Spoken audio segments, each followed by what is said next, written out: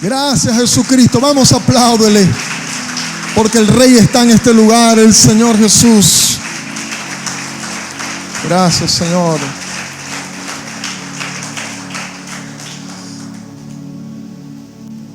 A pesar de nuestra maldad, a pesar de todos nuestros errores y de que le hemos fallado una y otra y otra y otra y otra y otra, y nos faltarían dedos en la mano para contar todas las otras veces que nosotros le hemos fallado al Señor, ¿sí o no?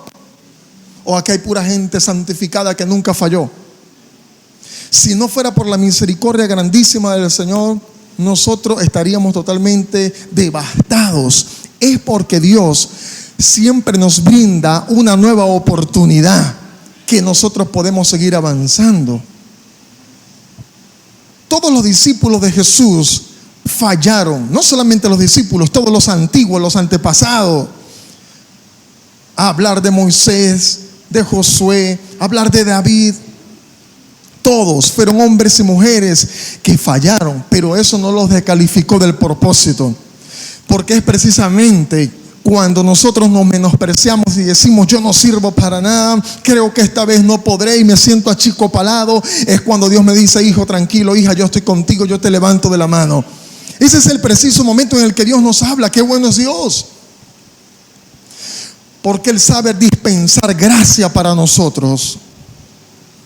Y nosotros creemos que Dios es como nosotros. Por eso creemos que Dios no nos mira cuando le fallamos o cuando nos sentimos tristes, porque así somos nosotros. Cuando vemos al otro que está afligido, lo ignoramos. Cuando alguien cayó, decimos: ah, bueno, le pasamos por encima y no nos interesa, y por esa razón creemos que Dios es así. Pero constantemente estamos cometiendo errores que puede que en su momento no parezca que estamos fallando, porque sabemos camuflajear tan profesionalmente nuestro error, nuestro disgusto, nuestra irritación, que la gente creerá que somos unos ángeles. Hace unos días comentaba con un grupo de líderes que estábamos reunidos. Les decía que en una ocasión venía de mi casa hacia el templo, hacia la iglesia, un domingo por la mañana, 9 de la mañana, y venía yo con mi mejor ropa, tratando de hacer lo mejor que puedo, con mis lentes y por supuesto con mi respectiva Biblia.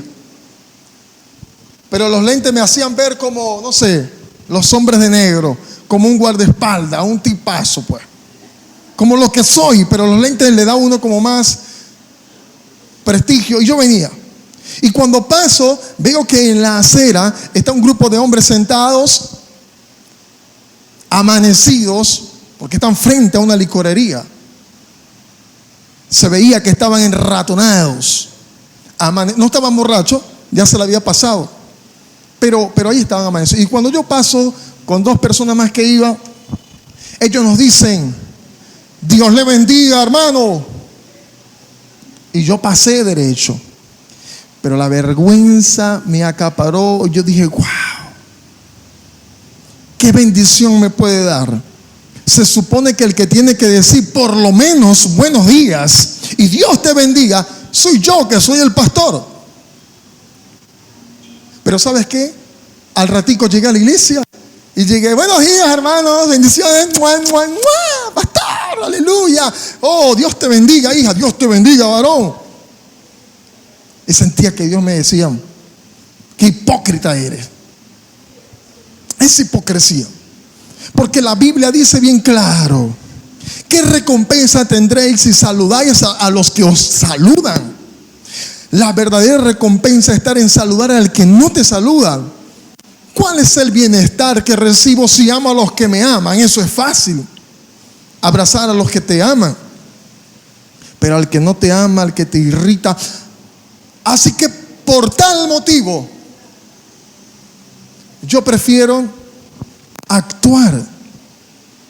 Y sin querer queriendo, termino siendo un hipócrita, porque la persona que se me atraviesa, actúo, insisto, profesionalmente, pero adentro está sucediendo otra cosa. ¿Alguna vez usted no fue con el vaso de jugo, de café, en este caso jugo? Usted iba tranquilo caminando y de pronto no viste el que estaba a la par y lo tropezaste y le vaciaste todo el vaso de jugo en la camisa. Y tú dices, ¡ay, disculpe! Perdón. Mirándole la camisa, pero cuando le ves el rostro, de pronto, tú estás preocupado, pero de pronto como que sonríe. Y es que te das cuenta que esa persona es la que te saca la piedra siempre, es la que te irrita. ¡Ah! Y a la vez sientes como una satisfacción, ¿no? Le tumbaste el café, ¡ay, disculpe! Pero por dentro, excelente oportunidad. O sea, sin querer te boté el jugo en la camisa, pero en el fondo queriendo que eso sucediera. De pronto usted está en el auto y está allí y retrocedió y lamentablemente estaba la suegra suya atrás y la machucó. ¡Ay, fue sin querer queriendo! Voy a empezar a hablar de la suegra porque ahora ya tengo suegra. Que Dios me la bendiga donde quiera que esté y la santifique.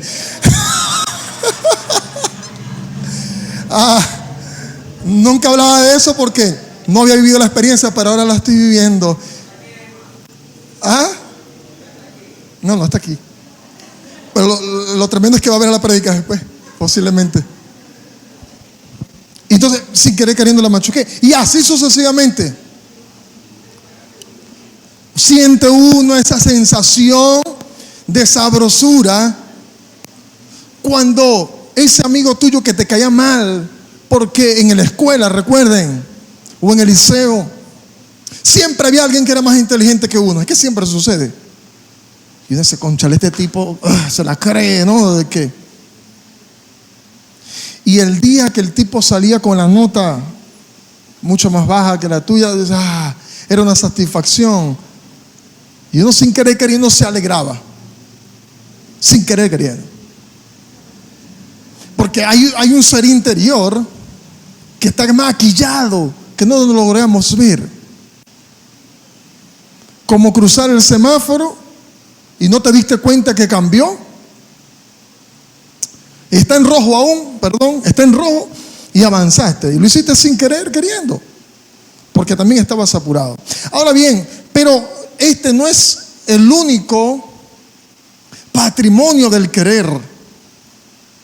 Porque como muy bien dice el título de este mensaje, es sin querer queriendo. El querer no equivale solamente a la disculpa, a que lo hice sin intención,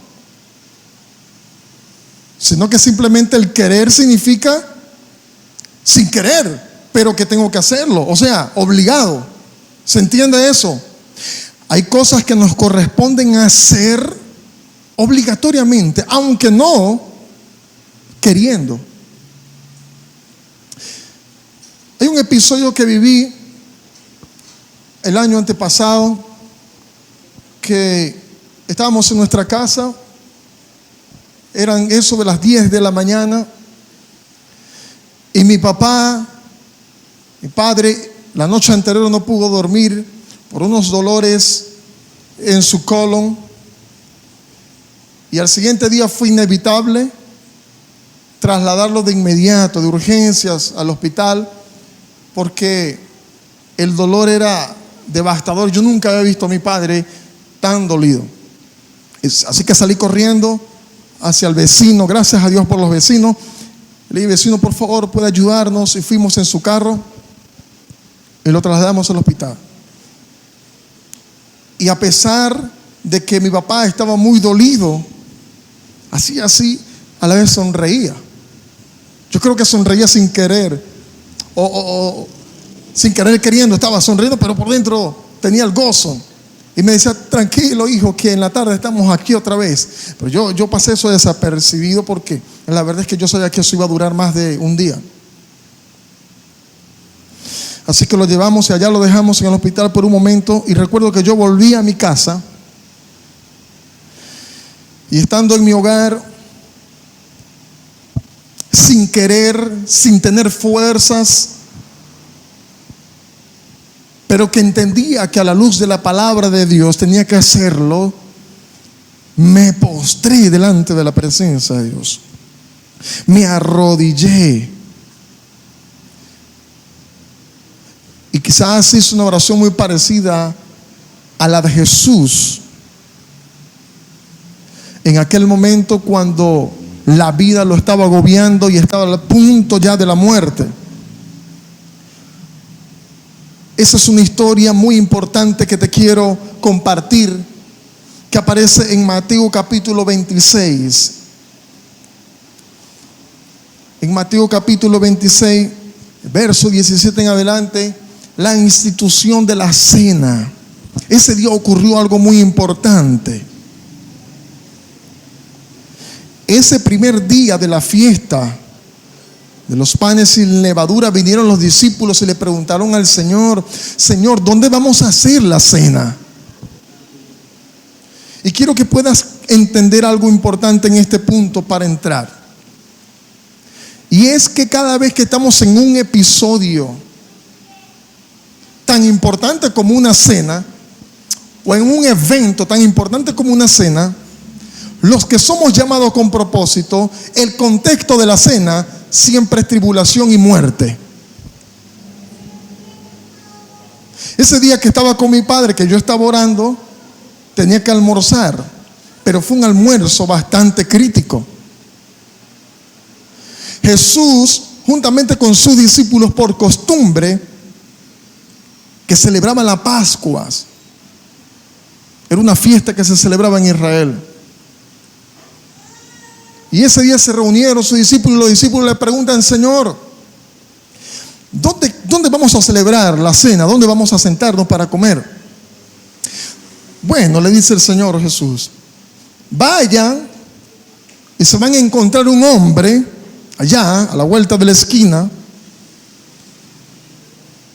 y le van a decir que mandó a decir al maestro que le preste su casa, que prepare, porque la cena la vamos a hacer allí. Fíjate la osadía de Jesús, y no te lo pierdas de vista, porque qué chévere sería, ¿verdad?, que yo salgo de mi casa, voy con mis discípulos, le digo: Frangel, Onelis, vayan y le dicen allá al primero que se encuentre, dígale que el pastor Dimas va a ir a cenar esta noche allá, así que preparen la comida. Van a decir: bueno, pero ¿quién es este loco?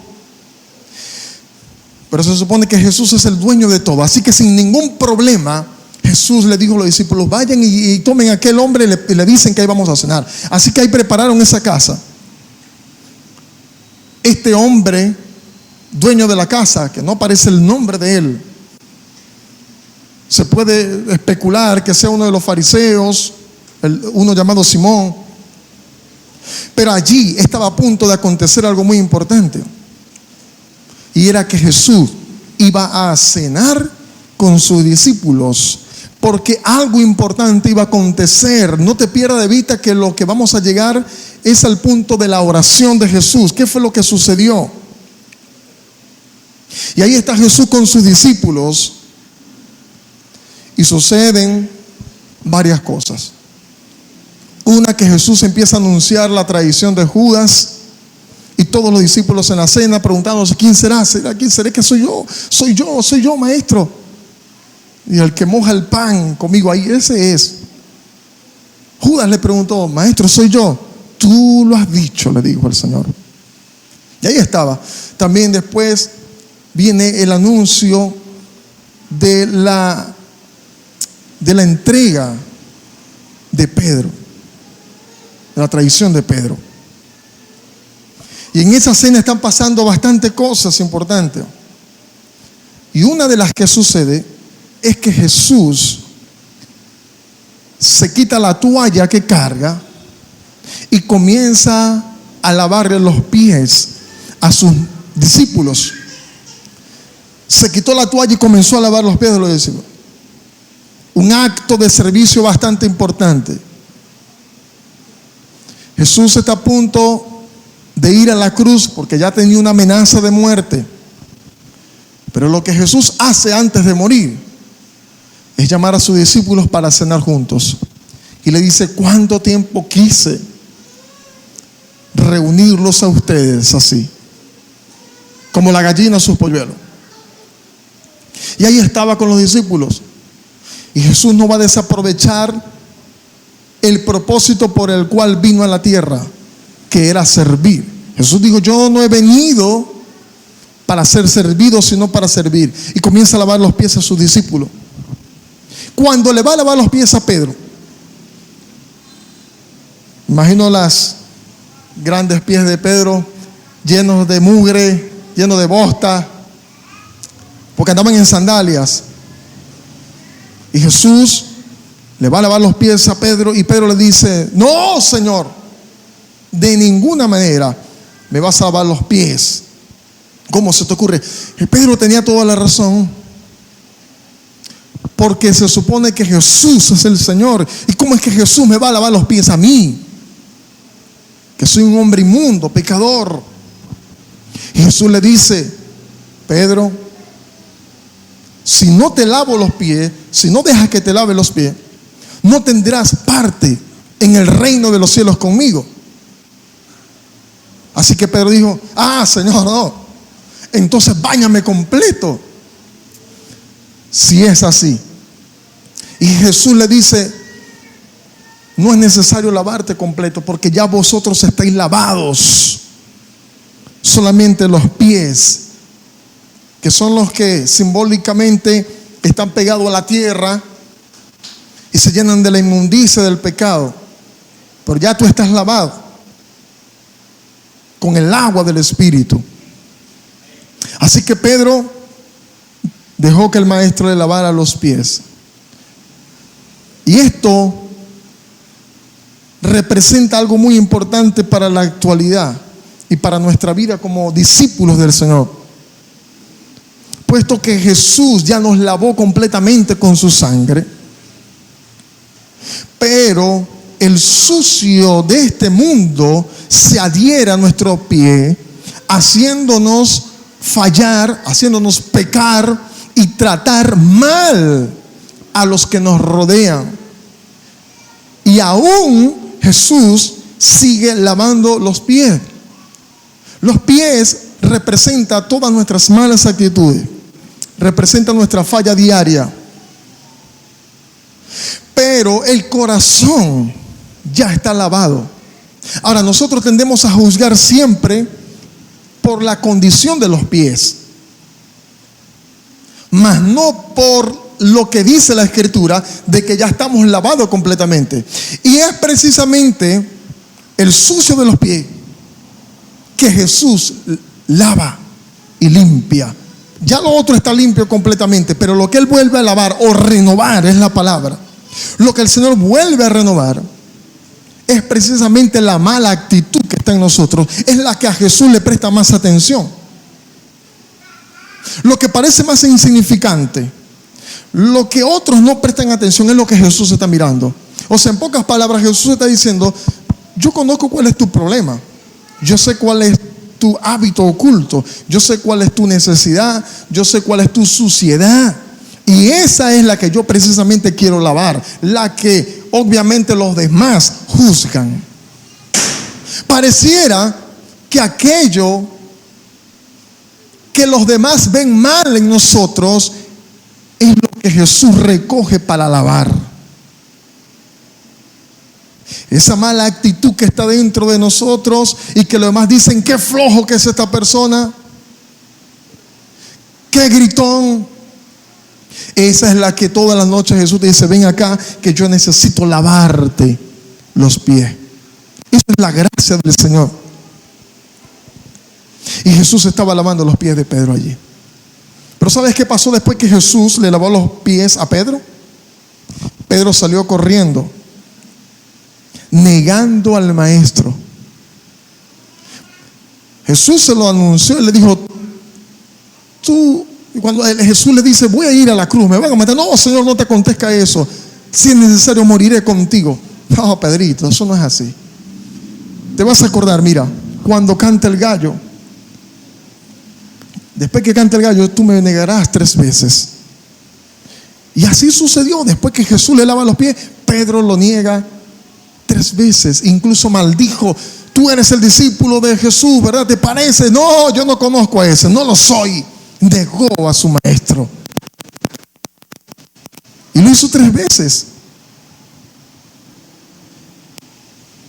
Y Jesús, sintiéndose mal, viene la parte más transitoria de Jesús. Y es cuando, después de lavar los pies, Jesús se va a un huerto que se llama de Getsemaní. Y en ese lugar, estando el Señor en agonía, estando deprimido, estando angustiado, clamó al Señor y le dijo a los discípulos, vengan conmigo, siéntense acá. Después que salieron de la cena. Y dice que llamó a Pedro, a Jacobo y Juan y se sentaron un poco más con él, ellos 3.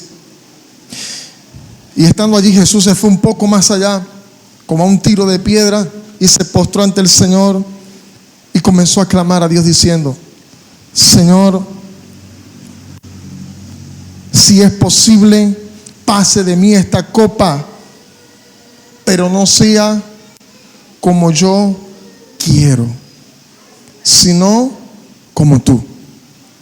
Esa es la oración que Jesús está haciendo allí. Señor, ora por segunda vez. Si no puedes pasar de mí esta copa de sufrimiento, o sea, de ir a la cruz,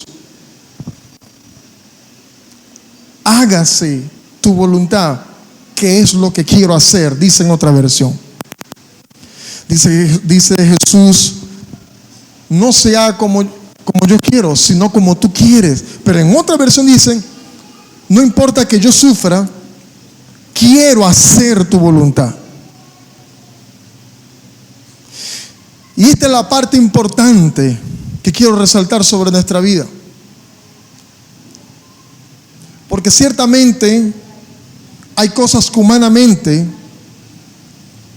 nosotros fallamos por el pecado, por la naturaleza pecaminosa que está en nosotros, que queriendo hacer el bien no lo logramos hacer, como le sucedía al apóstol Pablo.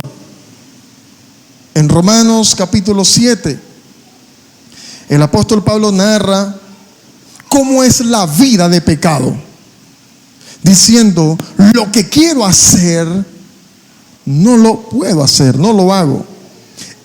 El mal que detesto es el que termino haciendo. Es la satisfacción del pecado que nos lleva a actuar en lo que no queremos.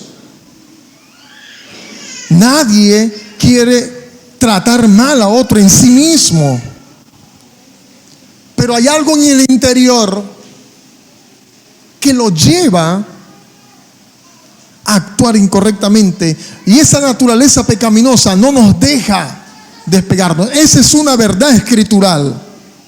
Sin embargo, el apóstol Pablo dice, más gracias a Jesús por su misericordia, Él es la respuesta a nuestra vida pecaminosa. Porque el apóstol Pablo no se quedó en esa condición, sino que dijo, la respuesta a poder hacer la voluntad de Dios y no lo que yo quiero, se encuentra en Cristo Jesús. Gracias a la sangre de Jesús, que nos da el dominio propio, tenemos el poder de poder abstenernos del pecado y de poder decir no. Aunque nos duela en la carne, sin embargo, hay un ser interior bueno también, que es Cristo en nosotros, la esperanza de gloria que nos lleva a amar la voluntad de Dios. En una ocasión yo estaba orando y de pronto es como que se hubiese perdido el control de mis palabras, incluso el control de lo que decía, y comencé a orar cosas que yo nunca había orado, cosas que en mis propios cabales jamás haría tampoco.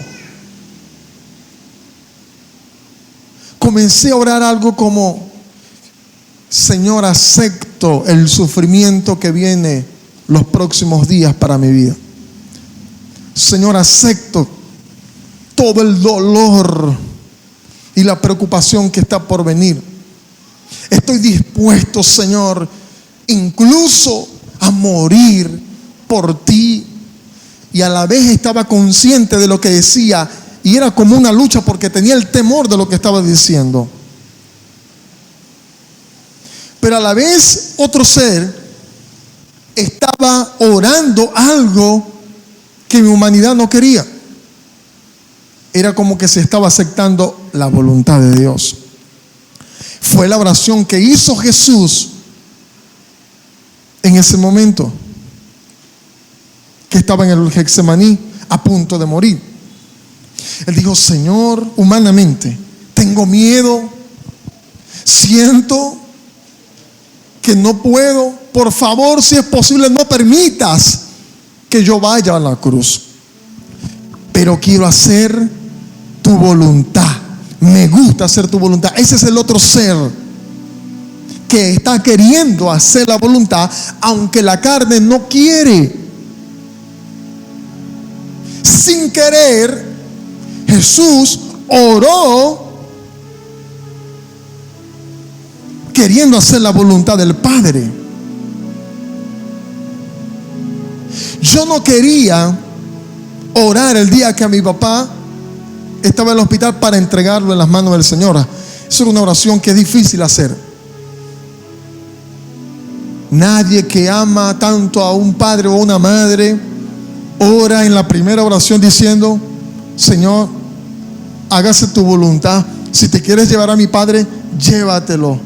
Nadie ora así al principio. Nuestra primera oración: Señor, lo cubro con la sangre de Cristo. En el nombre de Jesús, echo fuera el espíritu de la muerte. Vida, no morirás, sino que vivirás. Esa es la primera oración que nace de nuestro corazón. Cuando la nevera está vacía, oh, qué bueno que está vacía, Señor, que siga más vacía para yo ver tu gloria, Señor. No, Señor, llénala, llénala, que no escasee. Oh, parece que tengo un diagnóstico de enfermedad. Señor, me cubro, sáname. O que te van a meter preso. Oh, sí, qué bueno que me metan preso. La oración no es así. O es así, perdón, la que siempre hacemos. Pero la oración que Jesús enseña, a pesar de que manifestó su humanidad, diciendo: sinceramente no quisiera esto, pero hay algo dentro de mí que me hace querer y amar tu voluntad. No quiero ir a la cruz en mi humanidad, pero en el espíritu estoy queriendo, amando tu voluntad. Y sabes, cuando uno llega en este punto de querer esto más que esto, wow, ese es el momento de la plenitud en Dios. Y tú y yo tenemos que llegar allí. Esto se siente una satisfacción muy grande. Cuando llegamos aquí ya no hay temor. Cuando yo acepto la voluntad de Dios, aunque parezca muy fea, porque decimos: wow, tiene que ver con la muerte, tiene que ver con el sufrimiento. Pero si estás con Dios, tienes seguridad, tienes plenitud. Y es mejor tener un desierto con el Señor que un paraíso sin Él. Es mejor un día en la presencia del Señor que 1000 años fuera de Él.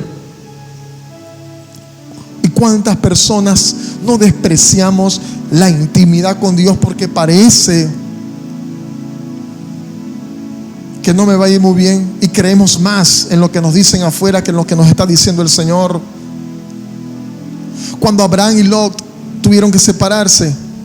Lot, con sus ojos puestos en lo que vislumbraba en un paisaje, se fue caminos verdes, donde se veía y se notaba mucho la prosperidad, mientras que Abraham se fue al otro camino que no pintaba nada, pero que iba de la mano de Dios. Porque si la presencia del Señor va con nosotros, no importa que estemos caminando por encima de serpientes y de escorpiones en medio del desierto. Si Dios está con nosotros, ¿quién contra nosotros? Vale la pena ir tomado de la mano de Dios, aunque el camino sea pedregoso. Por supuesto, hay caminos que van a ser muy buenos también, pero siempre tomado de la mano de Dios. Pero esto se logra cuando activo el dominio propio de decidir la voluntad de Dios antes que lo que está queriendo hacer mi carne. Realmente no quiero saludar al hermanito, pero en mi interior hay una palabra revelada que me está diciendo: tienes que amar a tus enemigos, tienes que amar a los que te odian, tienes que bendecir a los que te tratan mal. Y eso late más fuerte, eso es un latido más fuerte, es un pálpito más fuerte que el pálpito de la carne. No creo que la carne pueda más que el espíritu. Hay gente que cree, muchas veces creemos que puede más el deseo de la carne que el deseo del espíritu, y yo te digo que no. Mi Dios es más poderoso y puede ocasionar en ti una victoria de santidad, de plenitud en Cristo, si tú puedes creer. Ni siquiera la muerte puede detener al maestro. Su voluntad pesa más. Y usted y yo vamos a poder, porque la Biblia dice: todo lo puedo en Cristo que me fortalece. Antes de eso, el apóstol Pablo narra diciendo: he aprendido a vivir en escasez, en abundancia, en angustia, en tristezas, alegría. Por todo y en todo estoy probado. Todo lo puedo en Cristo que me fortalece. Y usted y yo estamos cimentados en Cristo.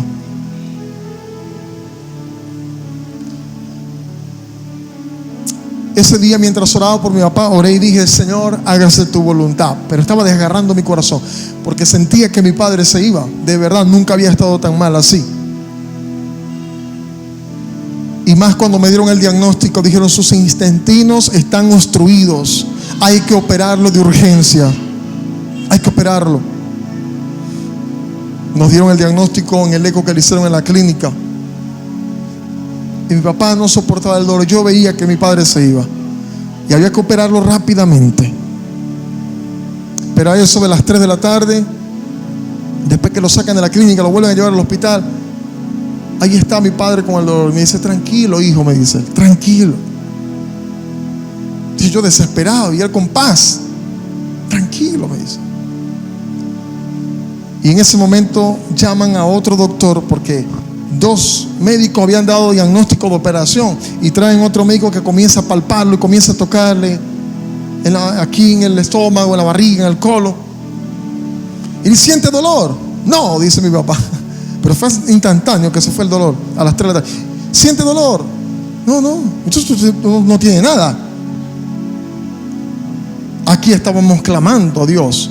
Estaban mis hermanas, mi madre, clamando a Dios para que mi papá, Dios, tomara el control. Pero a la vez lo habíamos entregado en sus manos. Señor, yo no quiero que mi papá se vaya, pero hágase tu voluntad. Lo que dijo Jesús: no quiero ir a la cruz, pero hágase lo que tú quieres. Y el médico le dice: usted no tiene nada, así que se puede ir.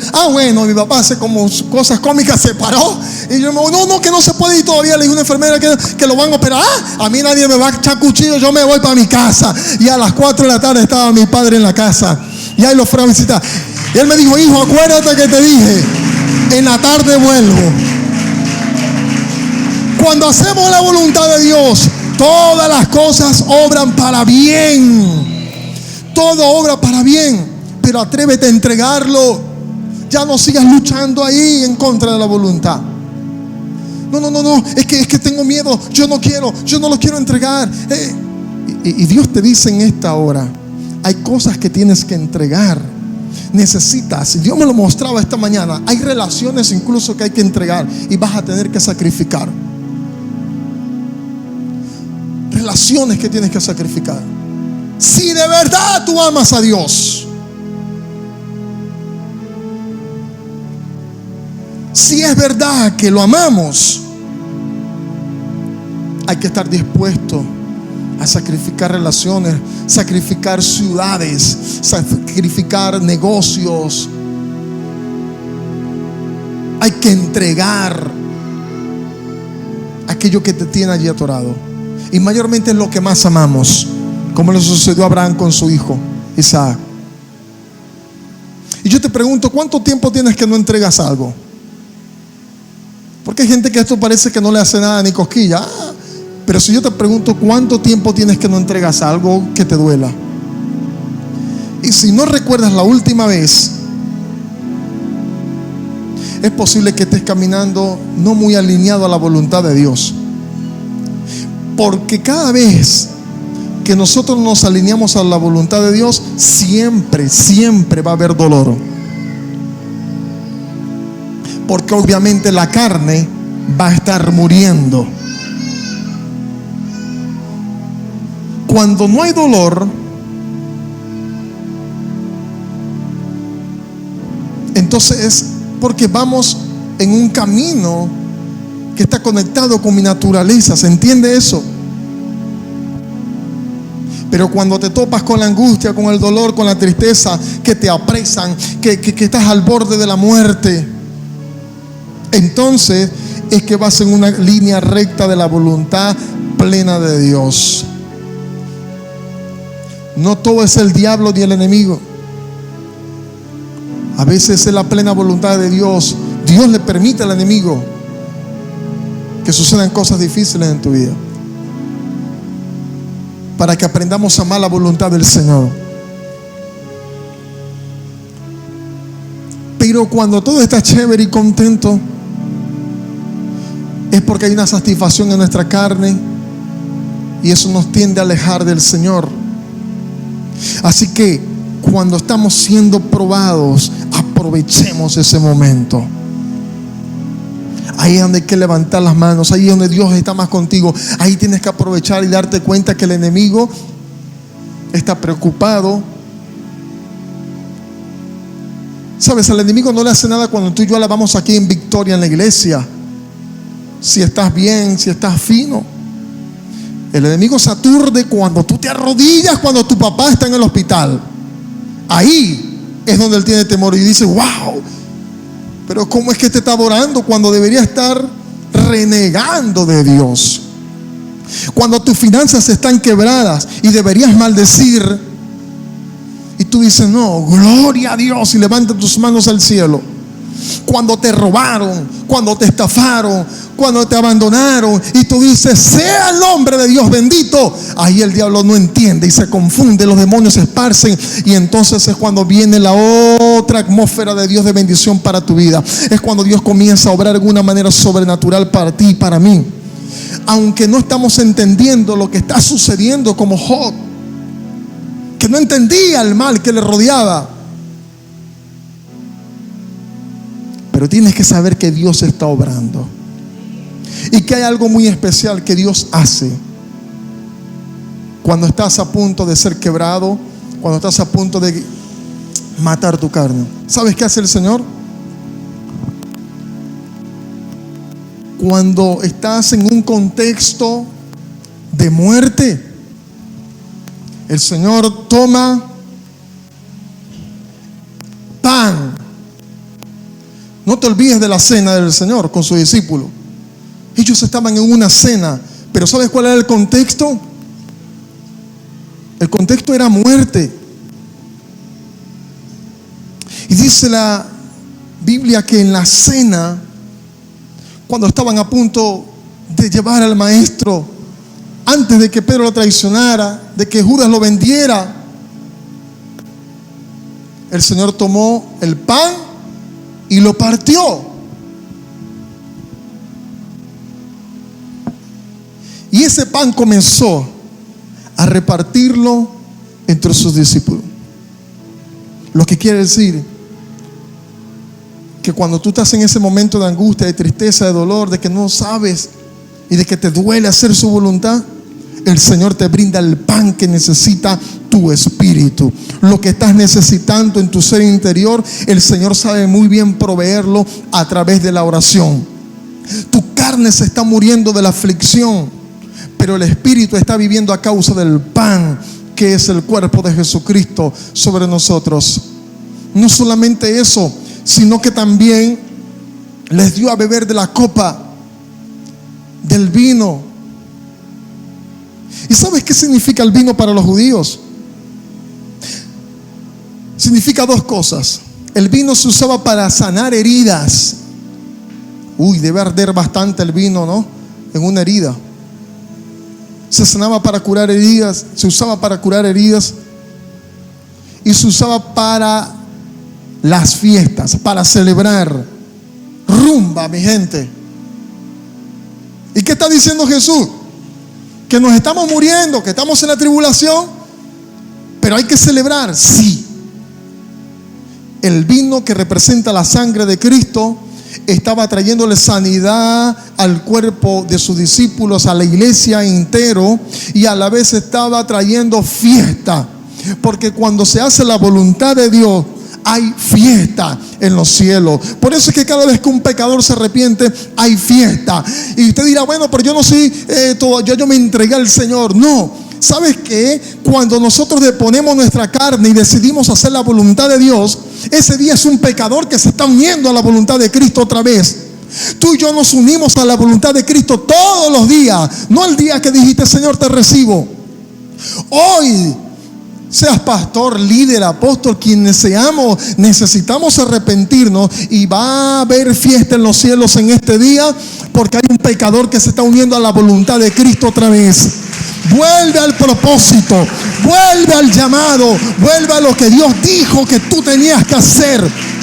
Dale el aplauso más fuerte y te colocas en pie conmigo, por favor.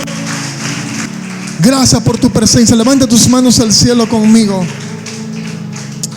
Padre eterno, hay muchas cosas que nos duelen, pero nosotros queremos hacer tu voluntad. Queremos hacer tu plena voluntad, amado Jesús. Señor, en esta hora nos presentamos delante de ti. Santo es tu nombre, Señor. Yo quiero que pongas la mano en tu corazón y puedas orar conmigo diciendo: Jesús, vamos fuerte, Jesús. No quiero hacer ciertas cosas que me cuestan. Me duele confiar en ti. Me duele entregar esta parte de mi vida. Mas quiero hacer tu voluntad. Quiero el dominio propio y lo tengo. Por eso hoy te invito a mi corazón. Dame la fortaleza que necesito para avanzar y para hacer tu voluntad. Porque tu voluntad no me condena. Tu voluntad es buena, es agradable y es perfecta, aunque yo no la entienda. Hoy te entrego mi corazón en el nombre de Jesús. Amén. Levante sus manos al cielo y el Espíritu Santo comienza a hacer una obra especial en ti y en mí ahora. Algo genuino está sucediendo. En el nombre de Jesús oro para que ese manto que lavó los pies de los discípulos, ese mismo manto ahora está lavando tu debilidad. aquello que te hace estar lejos de la voluntad de Dios, del propósito y del llamado. Ahora el Señor está lavando tus malas actitudes, está lavando tus pies y te está diciendo: ahora vuelve a empezar, vuelve a caminar en la voluntad plena de Dios. Sé que me fallaste. Pedro también me falló y me negó después de haberle lavado los pies. Y Pedro se volvió al mundo, volvió a pescar, volvió a la empresa antigua y abandonó el propósito. Sin embargo, después de haber resucitado, me presenté delante de él. Y el Señor le preguntó a Pedro: Pedro, ¿me amas? Y el Señor le dijo: Señor, te amo, apacienta mis corderos. Y le pregunta por segunda vez: Pedro, ¿me amas? Pastorea mis ovejas. Y por tercera vez le pregunta si lo ama, y Pedro se entristece y dice: Señor, tú lo sabes todo, pastorea mis ovejas. El Señor le brindó una oportunidad más, le volvió a lavar los pies, no le juzgó por el error que cometió. Y hoy el Señor te está diciendo: fallaste, te retiraste del propósito, pero vuelve a casa, vuelve otra vez y pastorea las ovejas, vuelve a cumplir tu llamado. Oh, bendito sea tu nombre, Señor. Hoy es un día para cenar con el Señor. Hoy es un día para comer del pan. Así que todos aquellos que saben que son discípulos de Jesús y que han sido bautizados, vamos a celebrar hoy esta cena con el Señor. Porque sabes, reunió con sus discípulos que ya habían sido lavados por el agua. Los bautizados no fallan y no pecan, claro que sí, pero Jesús le lava los pies. Y yo quiero llamar a los bautizados por el agua de Jesús y que saben que han pecado, para que hoy el Señor te lave los pies a través del pan, a través del vino. Te invito a que pases acá con nosotros, porque hoy el agua del Señor te va a lavar. El vino del Señor va a sanar tus heridas.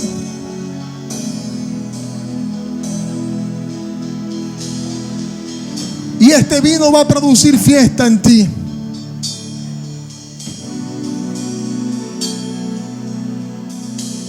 ¿Sabes? Este vino va a sanar hoy las heridas que te ocasionaron. Acá hay gente que también ha estado herido, golpeado, atribulado. Pero este vino va a sanar en el nombre de Jesús. Este pan te va a dar las fuerzas para caminar en todo este camino, en toda esta trayectoria de la voluntad de Dios. Hacer la voluntad de Dios cuesta. Hacer la voluntad de Dios duele, porque la carne, la humanidad, está muriendo. Levanta ese pan al cielo conmigo. Oh, Jesús. Ese día que Jesús estaba allí con los discípulos, le dijo: tomad, comed, este es mi cuerpo que por vosotros es entregado. Y el Señor dijo algo muy puntual. Dijo: aprovechen este momento, le dijo a sus discípulos, porque no lo volveremos a comer sino en el reino de los cielos. Un día vamos a estar cara a cara con el Maestro en la mesa del Señor. Él mismo nos servirá. Él mismo nos dará de su pan, nos dará de su vino y comeremos juntamente con Él. Mientras tanto, ¿sabes qué es comer el pan? ¿Sabes qué es comer ese cuerpo de Cristo? Es hacer la voluntad de Dios. E insisto en esto, hacer la voluntad de Dios siempre va a doler. Así que siempre que estés satisfecho y muy alegre y muy contento, ten cuidado, porque puedes que vayas en oposición a la voluntad de Dios. Cuando vamos en la dirección correcta, entonces el enemigo te lo toparás de frente. El enemigo te querrá matar literalmente. El enemigo querrá amedrentarte, decirte no sirves para nada. Y yo te pregunto, ¿cuánto tiempo sientes que no eres menospreciado? ¿Cuánto tiempo has vivido que no te han hundido? Y si no te ha pasado eso regularmente, es porque estás estancado. Y oro al Señor para que se vaya ese estancamiento. Pero a los que estamos caminando en la voluntad de Dios, siempre vendrán los ataques, siempre vendrá la angustia, vendrán las blasfemias, empiezan a levantarte falso testimonio, incluso te quieren llevar a la muerte. Fue lo que le sucedió a Jesús estando en la mesa. Estaba cenando con los discípulos, pero en el mismo día fue vendido, fue traicionado, fue juzgado y al siguiente día crucificado. En ese mismo día, en el huerto de Getsemaní, entregó todo. Lo que pasa es que nos vendieron un evangelio light, donde todo es gozo y paz. Es verdad que hay gozo y paz, pero también se sufre. En el mundo tendréis aflicción, pero confiad, yo he vencido el mundo. No añadas despropósito cuando te traicionen, cuando te estafen, cuando te insulten. Aprovecha ese momento, mi querido. Con esto que te digo, me basta que te lleves de todo el mensaje. Llévate este consejo. Aprovecha cada temporada de tribulación y no bajes los brazos. Literalmente tienes que levantar las manos y decir: Señor, gracias porque me cachetearon, gracias porque me insultaron, te amo, aprovecha. Tú no sabes la gloria que despierta cuando tú das gracias por tu escasez, cuando tú bendices tu almohada de piedra, cuando tú unges esa roca, cuando tú unges esa tribulación, esa necesidad. Tú no sabes lo que se despierta a favor tuyo. Hay algo glorioso que Dios está despertando. Si estás sufriendo en tu relación matrimonial, aprovecha. Este es el mejor tiempo para que tú veas la gloria de Dios. Padre, en el nombre de Jesús, hoy, con el entendimiento de tu palabra, creemos que este pan nos sustenta para el camino y la trayectoria del hacer tu voluntad. Así que, Señor amado, en esta hora, Señor amado, recibimos de este pan santificado del cielo, que añade propósito a nuestra vida. En el nombre de Jesús, creemos que estamos sentados contigo y que disfrutamos de ti. Gracias te damos, Señor, porque hoy escuchamos tu voz que dice: tomad, comed, esto es mi cuerpo. Comamos todo del pan en el nombre de Jesús.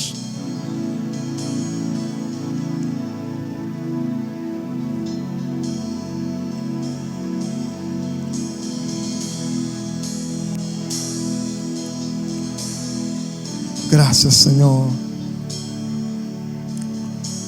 Este pan te está preparando para una victoria. El día que Elías estaba siendo atribulado y perseguido, ese día Dios propició pan. Te das cuenta que siempre el contexto de una cena, de una comida, el contexto es persecución, es muerte. Y Jesús, el Señor le dijo a Elías: come y bebe, porque largo camino te resta. Y el Señor te está diciendo: come, porque seguirán viniendo días difíciles. No vengo a profetizarte solamente bienestar. Te digo lo que dice la Biblia, de que hay sufrimiento para los hijos de Dios, pero somos bienaventurados cuando sufrimos por su causa, porque un día estaremos juntamente con el Señor y Él enjugará toda lágrima, Él secará tus pies.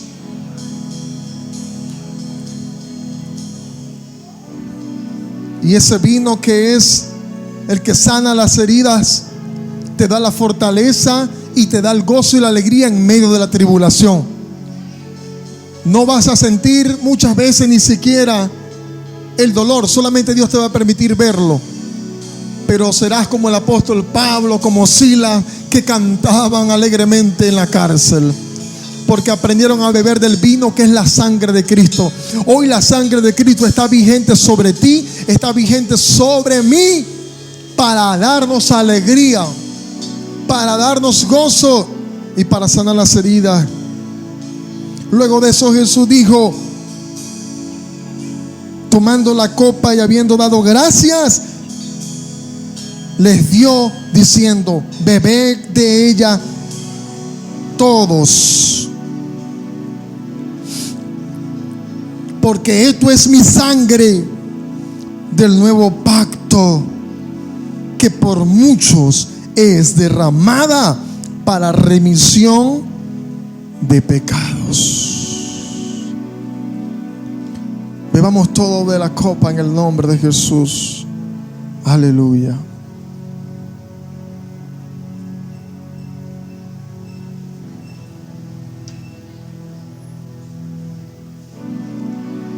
Y preciosa sangre que se derramó,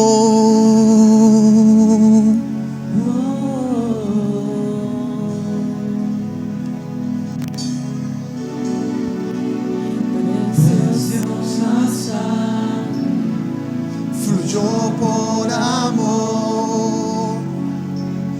Mantente allí con tu mano al cielo. Vamos a entrar en un tiempo de intimidad con Dios ahora. Vamos, comunión con Dios ahora. Comunión con Dios. Cierra tus ojos. Comunión con el Señor. Venas lloraron. Jesús.